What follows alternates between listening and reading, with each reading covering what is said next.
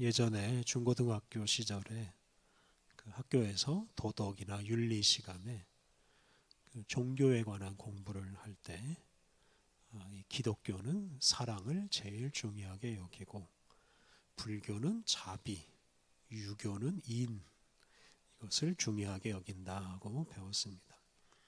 그리고 그와 관련된 시험 문제도 여러 차례 풀었습니다. 이렇게 일반적으로 기독교는 사랑의 종교라고 불립니다. 그런데 저는 그 중고등학교 시절에 시험 시간에 기독교와 관련된 덕목은 사랑이다, 이런 답을 고르면서도 그 답이 잘 이해가 되지는 않았습니다. 그 시절에 저는 기독교는 그냥 교회 다니는 사람들의 종교라고 생각을 했던 것 같습니다. 교회에 다니고 예수님을 믿는 것, 이게 기독교라고 생각을 한 것입니다. 특히 그 시절에 저는 이 교리를 매우 중요하게 여기는 교회에 다녔는데요. 사랑하는 것보다는 성경과 예수님과 관련된 바른 교리를 잘 배우고 그대로 믿는 것을 더 중요하게 여겼습니다. 그러다 보니까 수업 시간에 기독교는 사랑을 강조하는 종교다라고 하는 말을 들으면서 그걸 잘 받아들이질 못했습니다. 그냥 교회 잘 다니고 예수님 잘 믿으면 그게 훌륭한 기독교인이라고 생각을 했습니다. 그리고 사랑은 해도 좋고 하지 않아도 관계없는 그런 장식품 같은 것으로 여겼습니다. 그런데 이제 신앙이 조금씩 성숙하면서 사랑이 중요하다는 것을 점점 깨달아가고 있습니다. 교회에 출석하는 것이나 또 바른 교리를 믿는 것, 또 물론 중요하지만 사랑을 모르고 사랑할 줄 모르면 바른 신앙생활을 할 수 없다 하는 것을 조금씩 배워가고 있습니다. 요즘에 요한 1서 말씀을 새벽 기도의 시간에 묵상하고 있는데요. 요한 1서는 아주 단순하게 단도직입으로 그리스도인은 사랑하는 사람이다 라고 말합니다. 반대로 말하면 사랑하지 않는 사람은 그리스도인이 아니다 라고 말합니다. 이 사랑이 우리 신앙생활, 우리 교회 생활의 본질입니다. 이렇게 사랑을 강조하는 요한 1서만큼이나 요한복음 역시 사랑을 강조합니다. 요한복음에서 가장 중요한, 가장 유명한 구절은 3장 16절 말씀입니다. 그 구절은 이렇게 시작됩니다. 하나님이 세상을 이처럼 사랑하사 독생자를 주셨으니, 하나님은 당신의 외아들을 내어주실 만큼 정말로 큰 사랑을 우리에게 베풀어 주셨습니다. 이런 하나님의 큰 사랑 덕분에 오늘 우리가 있는 겁니다. 오늘 우리가 그리스도인으로서 하나님 나라 소망을 품고 하나님의 자녀로 살고 있는 것, 이것은 바로 하나님의 큰 사랑 덕분입니다. 그러므로 사랑이 없는 기독교는 상상할 수가 없습니다.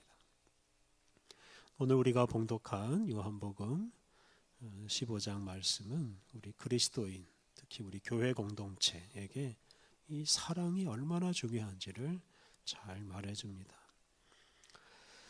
오늘은 요한복음 공부 네 번째 시간입니다. 요한복음 12장을 보면 예수님이 유월절을 지키려고 예루살렘으로 올라가십니다. 그때 유대인들은 예수님을 죽일 계획을 세웁니다. 이런 계획을 세우고서 일주일 만에 예수님이 이제 십자가에 달려 죽으십니다. 그런데 그때 예수님은 당신이 죽을 때가 되었다는 것을 아십니다. 그리고 그것을 제자들에게 알려주십니다. 또 예수님은 제자들과 이별하기 위한 일들을 이렇게 하나하나 하십니다.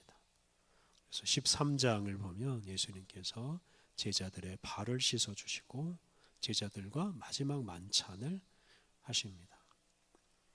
그때 예수님께서 제자들에게 이제 유언 같은 말씀을 하십니다. 그 말씀이 14장, 요한복음 14장부터 17장까지 이어집니다. 그래서 이 부분이 예수님께서 십자가에서 죽으시기 전날 밤에 남기신 마지막 말씀입니다. 이 때문에 이 14장부터 17장 말씀을 예수님의 고별 연설, 고별 담화라고 부릅니다. 이 부분을 보면 십자가 죽음을 앞둔 예수님은 이제 당신의 죽음과 부활을 계기로 새로운 시대가 열린다라고 말씀하십니다. 그런데 그 새로운 시대를 이끌어갈 공동체가 있는데 그 공동체가 바로 교회라고 말씀하십니다. 교회 공동체는 이제 실패한 이스라엘 민족을 대신해서 이 세상에 하나님을 알려주고 구원의 복음을 전파할 것입니다. 예수님과 또 예수님과 연결된 예수님의 제자들의 이 공동체가 바로 이스라엘 민족을 대신해서 온 세상에 하나님의 뜻을 선포하고 이루어 갈 것이라고 예수님이 말씀하십니다. 이렇게 이제 예수님의 죽음과 부활을 통해서 새롭게 탄생하는 이 공동체는 그 실패한 이스라엘 민족과는 다른 방식으로 살아야 합니다. 이스라엘 민족은 율법을 암송하고 율법을 따라서 안식일을 비롯한 여러 가지 절기를 지키고 각종 제사를 드리며 살았는데 교회 공동체는 그렇게 살지 않아야 합니다.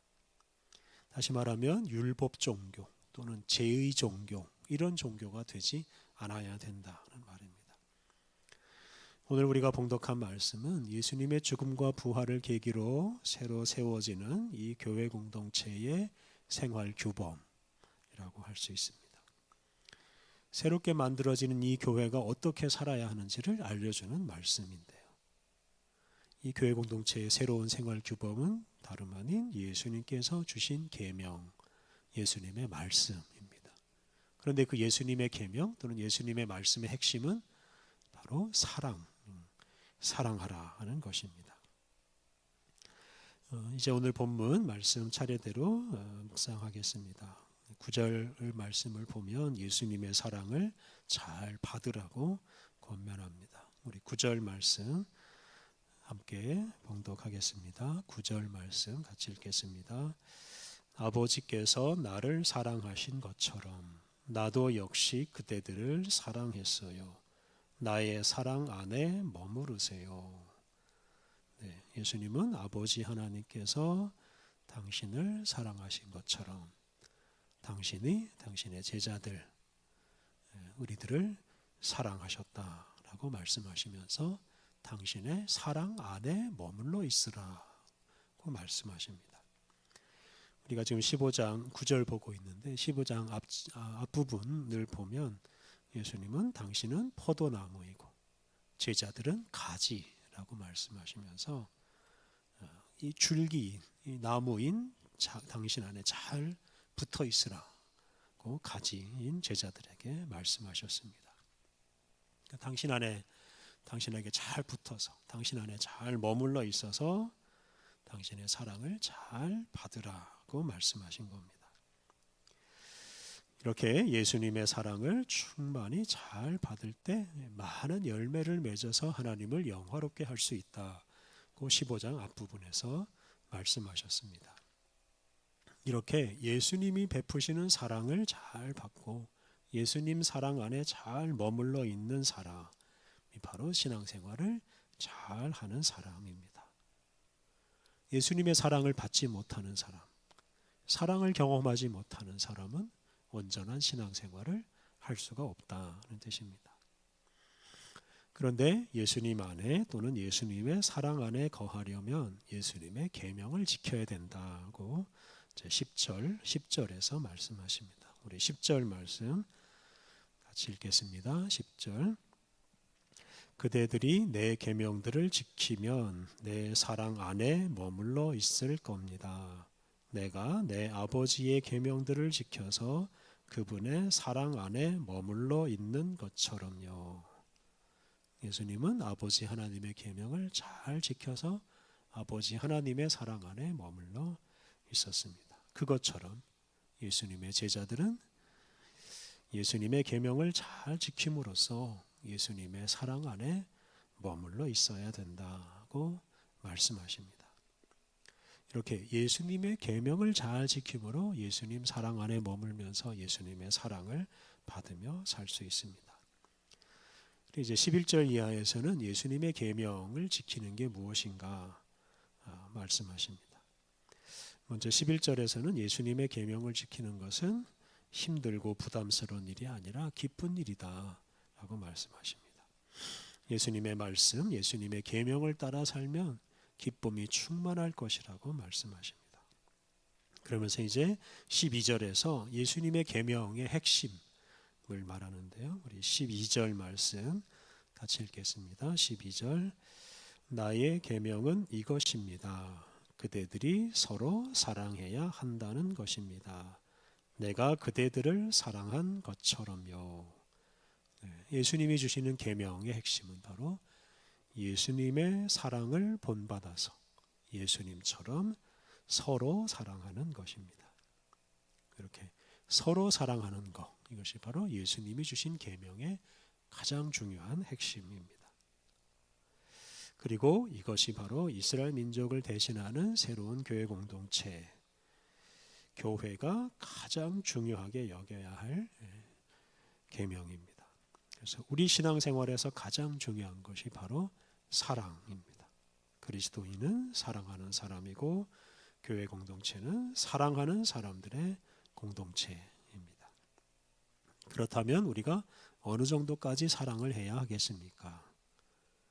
사랑의 모범을 보여주신 예수님처럼 사랑해야 하는데요. 13절을 보면 예수님께서 보여주신 사랑에 대해 말합니다. 우리 13절 말씀 같이 읽겠습니다. 13절 사람에게 이보다 곧 친구들을 위해 자기 목숨을 내놓는 것보다 더 큰 사랑은 없습니다. 친구를 위해서 자기 목숨을 버리는 사랑, 이것이 가장 큰 사랑이다 라고 말씀하셨습니다. 그러니까 생명까지 내어주는 사랑이 바로 예수님이 말씀하신 사랑이고, 그리고 예수님은 친히 그 사랑을 실천하셨습니다. 예수님이 주신 새로운 사랑의 계명은 예수님처럼 생명을 바치기까지 사랑하라는 계명입니다. 그리고 예수님은 그 사랑을 몸소 보여주시기 위해서 십자가에 달리셨습니다.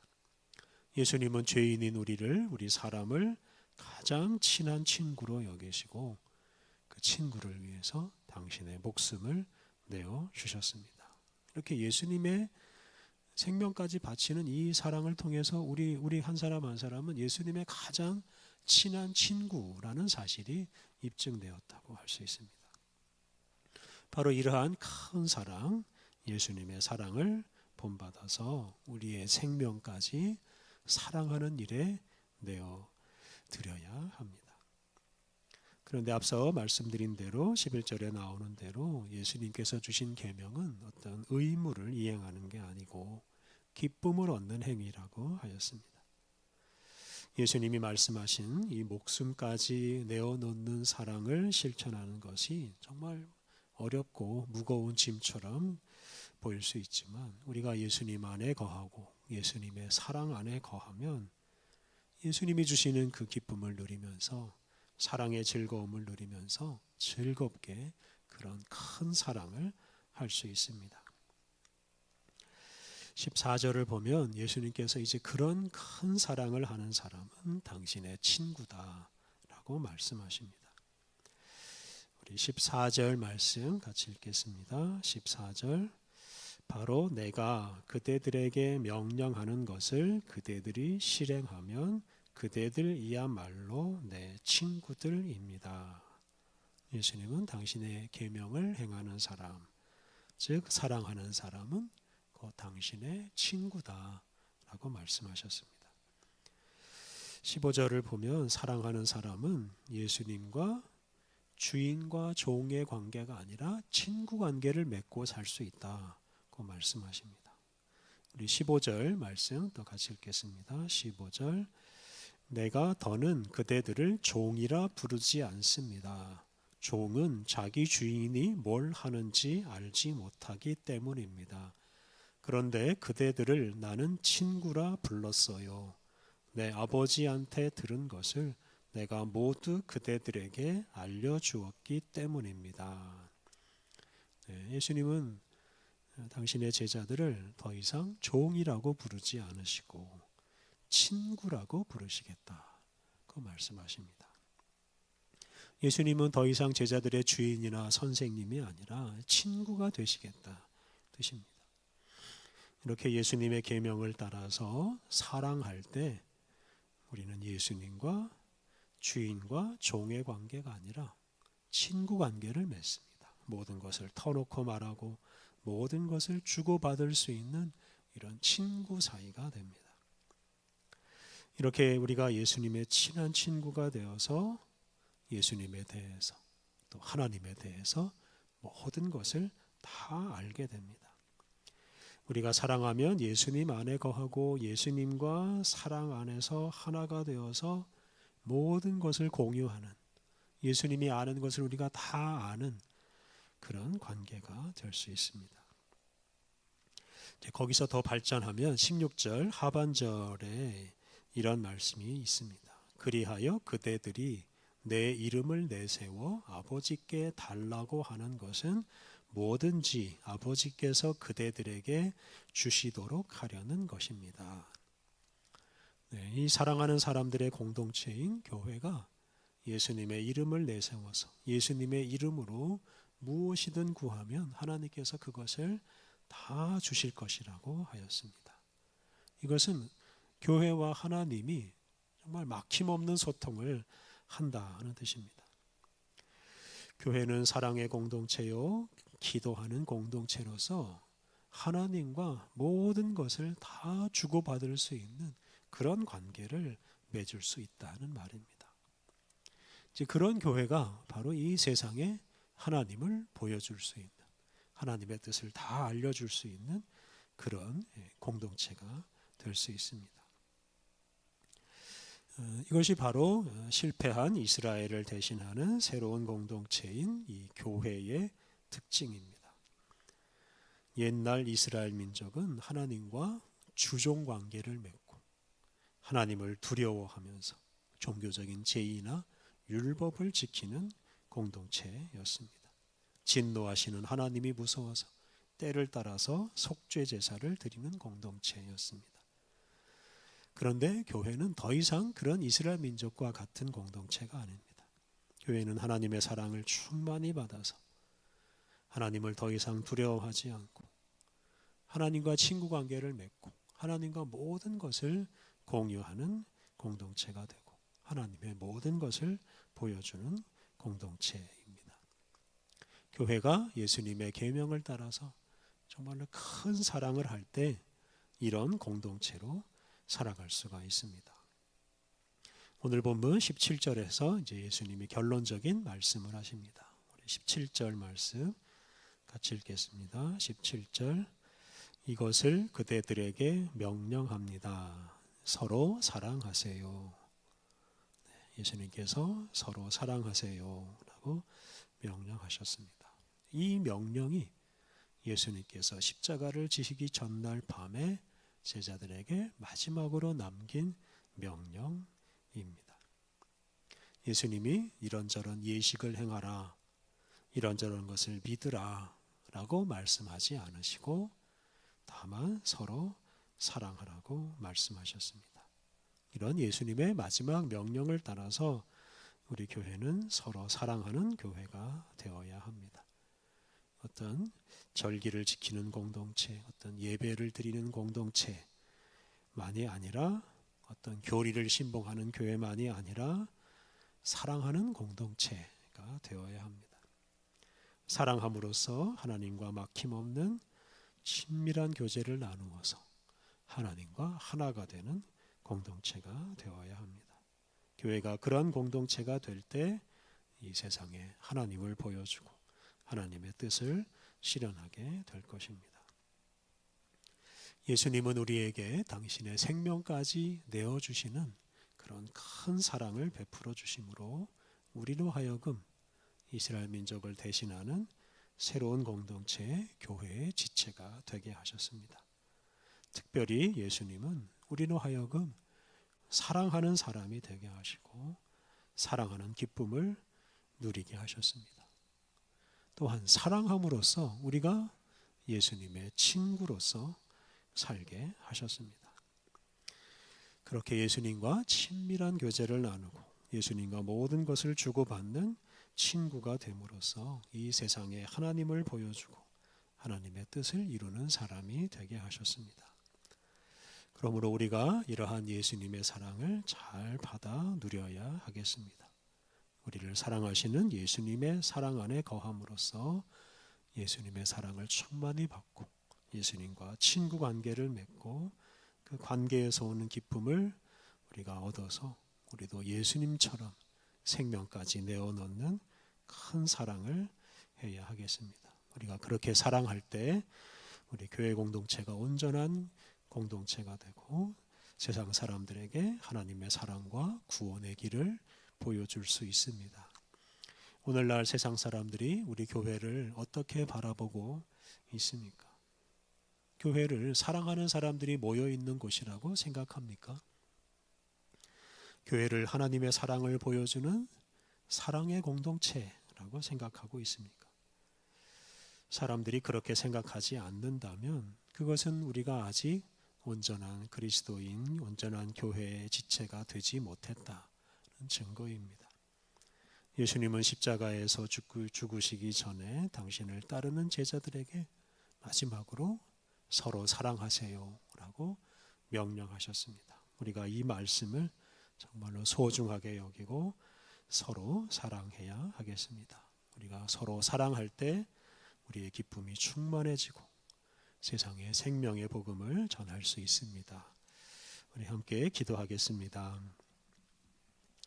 하나님, 사랑할 줄 모르고 욕심에 빠져 죽음을 향해 가던 우리를 긍휼히 여기시고 우리에게 예수님을 보내주셔서 크고 놀라운 사랑을 베풀어 주시니 감사합니다. 또한 우리로 하여금 사랑하는 사람이 되어서 세상에 생명의 복음을 전하는 아름다운 교회 공동체를 이루게 하시니 감사합니다. 하나님, 주님께서 예수님을 통해 베풀어 주신 큰 사랑을 충만히 받아 누리게 하옵소서.